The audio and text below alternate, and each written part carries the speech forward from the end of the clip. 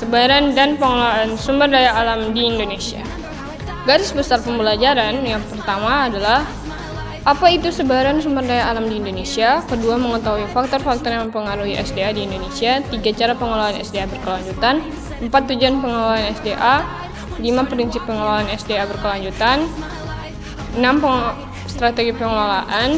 7, tantangan dalam pengelolaan SDA berkelanjutan. Apakah kalian menemukan objek-objek berikut ini dalam kehidupan kalian? Tahukah kalian keempat objek di samping ini termasuk sumber daya alam? Apa itu sebaran sumber daya alam?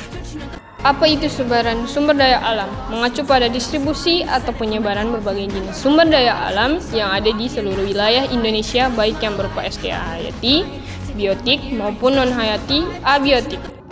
Contohnya matahari, tumbuhan, angin, batu bara, gas bumi, minyak bumi, dan lain-lain. Faktor-faktor yang mempengaruhi sebaran SDA dibagi menjadi 4. Apa aja sih? Yang pertama, geografi, letak geografi Indonesia. 2, kondisi iklim tropis yang panas dan lembab. 3, kondisi geologi, keberadaan gunung berapi. 4, kondisi ekologi setiap ekosistem di Indonesia. Pengelolaan sumber daya berkelanjutan adalah suatu pendekatan dalam memanfaatkan dan mengelola sumber daya alam untuk memenuhi kebutuhan saat ini tanpa mengembangkan kemampuan generasi mendatang untuk memenuhi kebutuhan mereka. Konsep ini bertujuan untuk menjaga keseimbangan antara eksploitasi SDA, pelestarian lingkungan, serta kesejahteraan sosial dan ekonomi. Tujuan pengelolaan SDA dibagi menjadi 3 bagian. Yang pertama, menjaga kelestarian lingkungan. Yang kedua, meningkatkan kesejahteraan. Yang ketiga, keadilan sosial.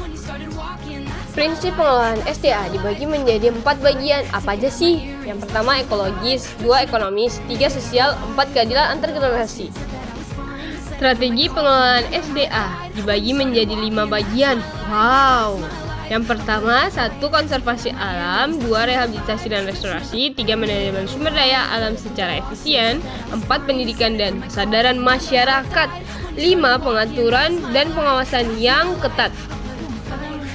Tantangan dalam pengelolaan SDA dibagi menjadi 4 bagian. Yang pertama, eksploitasi SDA. 2, kerusakan lingkungan. 3, konflik sosial. 4, perubahan iklim. Bagaimana kondisi sumber daya alam kita saat ini?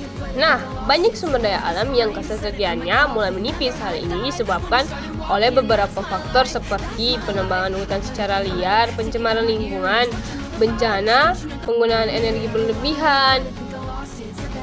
Bagaimana cara agar SDA kita tidak habis ya? Bagaimana ya? Mari kita jaga dan upayakan kelestarian sumber daya alam kita dengan cara reboisasi, menanam pohon kembali setelah ditebang. Kedua, menjaga kebersihan, membuang sampah pada tempatnya. 3, daur ulang, proses mengubah bahan bekas atau limbah menjadi bahan baru yang dapat digunakan kembali. Lanjut, menggunakan sumber daya alam terbarukan. Menggunakan sumber daya alam terbarukan seperti tenaga surya, air, atau angin sebagai pembangkit listrik. Yang terakhir, bijak dalam menggunakan energi. Mematikan lampu ataupun air saat tidak digunakan dan menggunakan kendaraan umum. Nah, itu saja yang bisa saya sampaikan bagaimana pembelajaran hari ini. Kurang dan lebihnya saya memohon maaf. Wabillahi taufiq wal hidayah. Wassalamualaikum warahmatullahi wabarakatuh. Shalom.